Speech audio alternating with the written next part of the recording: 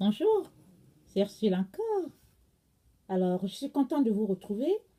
Aujourd'hui, nous sommes le 12 septembre 2017 et j'ai un message du Seigneur pour nous. Il m'a réveillée dans la nuit à 2h10 et là, tout de suite, j'ai pris mon stylo qui était à côté à mon chevet et je me suis mise à écrire le message.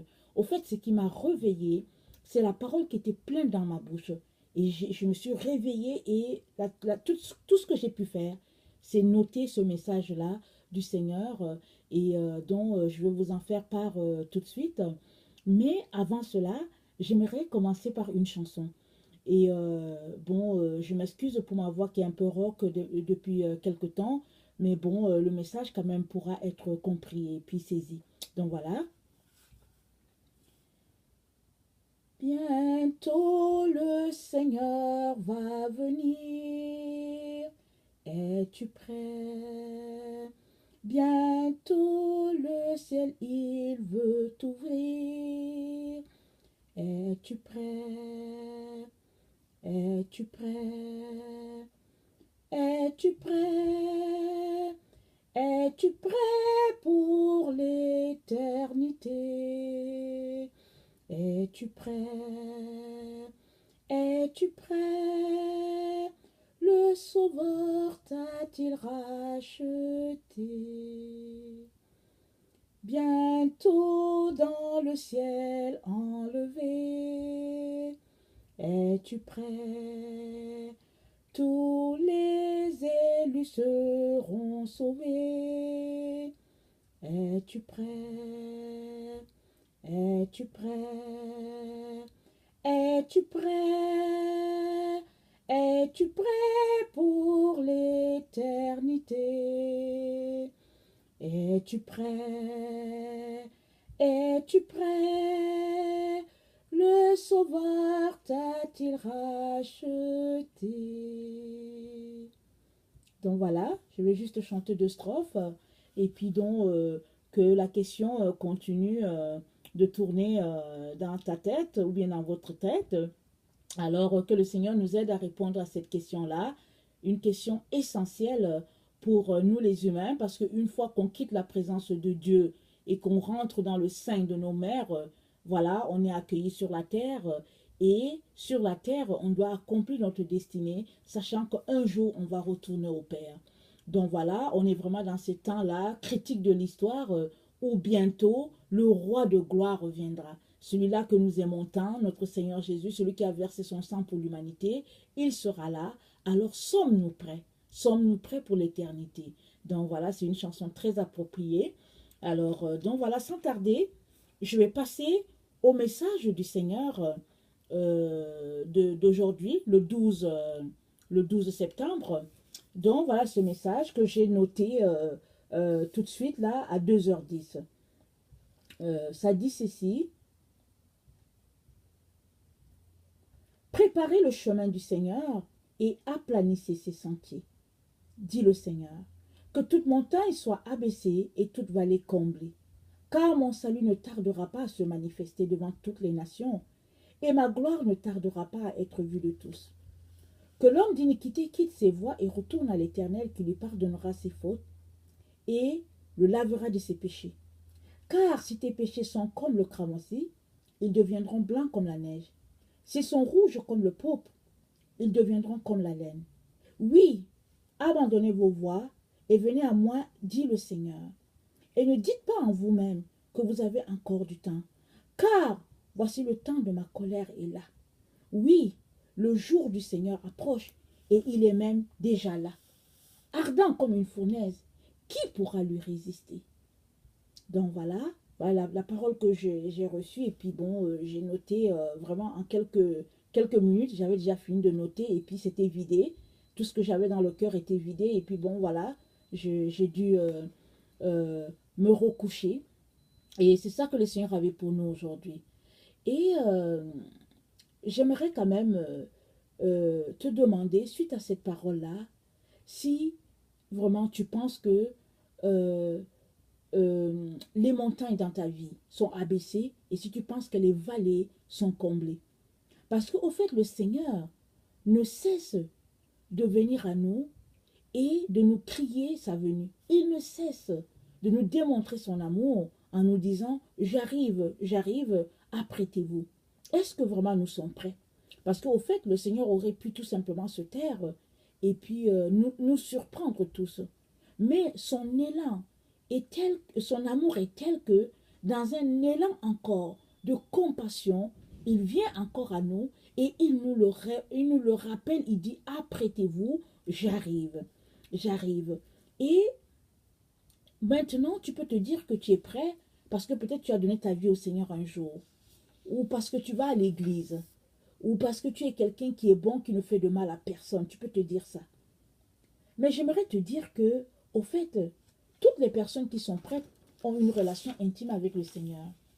Elles marchent avec lui au quotidien, elles lui parlent. Ces personnes-là entendent sa voix et elles sont en communion étroite avec Jésus. Jésus vit en eux et eux, ils vivent en Jésus. Et si vraiment tu penses que c'est ce type de relation que tu as avec le Seigneur, alors je vais juste t'encourager à continuer. Mais si tu penses que ce n'est pas ce type de relation que tu as avec Jésus, j'aimerais t'inviter à venir à lui, à crier à lui dire, Seigneur Jésus, je ne te connais pas sous cet angle-là, j'aimerais te connaître dans toute ton intimité. Viens, révèle-toi à moi et aide-moi à mettre ma maison en ordre. Parce qu'au fait, je crois que tu es le sauveur. Je crois que tu es le seul qui peut me sauver. Et je crois aussi que tu arrives bientôt. Et que bientôt, nous te verrons. Et que ceux-là qui ne se seront pas apprêtés auront juste leurs yeux pour pleurer. Et moi, Jésus, je n'aimerais pas être de ce nombre-là. Alors, j'aimerais vraiment t'inviter à crier à lui. Parce qu'au fait, aujourd'hui encore, Jésus te dit, dans Apocalypse 3, verset 20, « Voici, je me tiens à la porte et je frappe. Si quelqu'un entend ma voix et ouvre la porte, j'entrerai chez lui. Je souperai avec lui et lui avec moi. » Beaucoup d'enfants de Dieu ont attribué ce verset-là aux personnes qui ne connaissaient pas le Seigneur. C'est-à-dire, les enfants de Dieu ne se sont jamais sentis concernés par ce verset et ils ont utilisé cela pour amener ceux qui ne connaissent pas le Seigneur, à connaître ce verset-là et à leur dire que Jésus est à votre porte. Mais Jésus nous parle à nous, la génération que nous sommes, une génération qui a complètement oublié Dieu et qui n'avons besoin de rien. Parce qu'au fait, ça, dans cette partie-là, dans Apocalypse 3, dans cette partie-là, qui s'adresse à l'église de Laodicée, l'église qui n'a besoin de rien, pardon, qui dit qu'elle s'est enrichie et qui pourtant est nue et qui pourtant est aveugle et vraiment qui ne comprend rien aux choses de Dieu. Et c'est à eux que Jésus a adressé cette parole-là. Il a dit, je me tiens à la porte et puis je frappe. Mais une question, la question est celle-ci. Est-ce que vraiment, est-ce que tu entends Jésus frapper? Parce que Seigneur, parce que le brouhaha de la vie dans laquelle nous sommes est tel que souvent nous n'entendons pas le Seigneur, pardon. Souvent c'est le train qui passe, souvent c'est le métro qui passe, souvent c'est le TGV, c'est le bus, et dans notre temps, c'est les cellulaires, c'est les iPads, c'est les iPods, c'est les jeux électroniques, c'est toutes sortes d'occupations, mais on n'entend pas le Seigneur. Et le Seigneur te dit que malgré le fait que tu dises que tu n'as besoin de rien, Jésus te dit, je suis à la porte quand même et je frappe. Est-ce que tu entends? Maintenant, si tu entends, est-ce que tu vas ouvrir à Jésus? Parce que nous sommes cette génération-là où nous n'ouvrons pas à n'importe qui. Nous pouvons venir à la porte et nous ouvrons et nous regardons la personne. Et si elle n'est pas de notre style, si elle n'est pas de notre classe sociale, alors on lui fermerait tout de suite la porte au nez. Aujourd'hui, nos églises sont pleines de castes. Il y a des groupes dans l'église qui sont vraiment des groupes rejetés, tout simplement parce que c'est des gens, par exemple, des milieux vraiment très pauvres, ou bien tout simplement c'est des gens c'est des persona non grata, on ne veut pas d'eux. Ils ne sont pas classe, ils ne sont pas in. Mais Jésus, est-ce que Jésus pour toi fait partie de ce groupe de personnes non grata là? Des personnes qu'on ne veut pas. Parce qu'au fait, rappelle-toi, Jésus est le seul qui peut te sauver. Il est le seul qui peut te donner une espérance, un avenir. Alors il est important que tu te rappelles qu'il est à la porte et qu'il frappe. Et si quelqu'un lui ouvre la porte, il a dit, j'entrerai chez lui. Je souperai avec lui et lui avec moi. Au fait, Jésus ne vient pas juste pour te regarder. Jésus vient dans ta maison pour une relation d'intimité. As-tu déjà recherché l'intimité? La vraie intimité, le vrai amour, est-ce que tu connais ça? Si tu ne connais pas ça, moi je vais te dire que Jésus c'est le véritable amour. Parce que tant que tu n'as pas goûté à Jésus, tu ne peux pas savoir c'est quoi l'amour en fait. Mais une fois que tu goûtes à Jésus, tu comprendras c'est quoi l'amour et tu comprendras pourquoi ton mari ou ta femme ou tes amis ne sont pas capables de t'aimer. Et toi, tu vas les aimer en retour. Parce que Jésus aura déversé sur toi l'amour qu'il a. Parce que Jésus est le véritable amour. Jésus est le seul qui peut te combler. Jésus est le seul qui peut avoir une relation d'intimité avec toi. Voilà pourquoi Jésus dit, à quelque part, je pense dans Matthieu 6, quelque part dans un verset, excusez-moi si je me trompe, Jésus dit, retirez-vous de moi parce que je ne vous connais pas. Il dit ça à ce groupe-là qui ne sont pas allés visiter les malades, n'ont pas donné à manger à ceux qui avaient faim, n'ont pas donné à boire à ceux qui avaient soif. Et ils ont dit au Seigneur, mais Seigneur, quand est-ce que nous avons fait ça? Jésus a dit, retirez-vous, je ne vous connais pas. Quand Jésus dit que je ne vous connais pas, il est en train de dire, dans l'intimité, je ne te connais pas. Parce qu'au fait, si tu es intime à Jésus, tu vas aimer les choses qu'il aime. Tu vas être exactement comme Jésus. Tu auras le cœur que Jésus a pour les âmes perdues, pour les âmes misérables. Alors Jésus te dit qu'il se tient à la porte et il aimerait vraiment que tu lui ouvres parce qu'il veut venir changer ta vie. Sachant que il vient encore de nous réveiller aujourd'hui en nous disant que aplanissez les chemins du Seigneur. Parce que Jésus est à la porte, il arrive et ne prends pas ce temps-là pour te dire que ça va aller à plus tard. Parce qu'au fait, l'être humain, il est comme ça. Quand ça va très très mal, alors il court vers Jésus. Mais quand il a l'impression qu'il contrôle tout, alors il retourne un peu à ses affaires. Ça a été rapporté que après le 11 septembre 2001, les églises américaines étaient pleines. Parce que la crainte de l'Éternel est entrée dans leur cœur. Les gens ne comprenaient pas. Tout le monde a accouru vers l'église. Même ceux-là qui n'y sont jamais allés, sont allés à l'église. Tout le monde s'est tourné vers Dieu. Ils ont commencé à prier. Mais après, quand ils ont vu que, bon, au fait, tout retournait à la normale, petit à petit, bon, les églises se sont vidées encore. Et ça fait 16 ans de cela.